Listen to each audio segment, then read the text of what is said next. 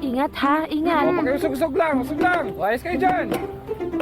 Ay, Cecilia nga pala, tandaan mo, pag may magnanakaw o snatcher, yung laman ng bag mo, yung laptop, cellphone, pati laman ng pitaka mo, bigay mo na, huwag ka naman labanan, baka may masaktan ka pa. Mag-ingat ka. Oo, ate. Salamat ha.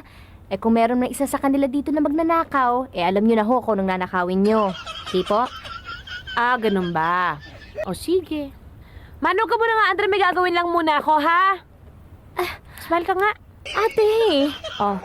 Oh, yan, tama yung mag-shades ka. Nang matakpan yung kapangitan mo. Ate, tama na yan. Manong, labas ka nga. Ikaw, bagong day. Manong, pasensya na ha. Next in line. Lalahatin mo yan?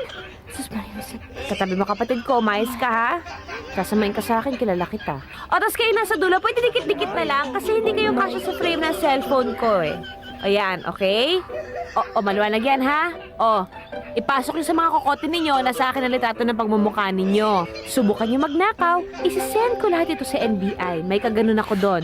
Umayos kayo. Mano, mag-drive ka na maayos sa kapatid ko nakasakay sa'yo. Sige na, ate. Mata mo lang, Bye-bye ulang na. natin kapag may nangyaring masama dyan. Oy, susunduin kita ha? Mag-ingat Sige na, ka ha? ate. Huwag ka kakausap ng kahit na sinong lalaki ha? Marami pa yan.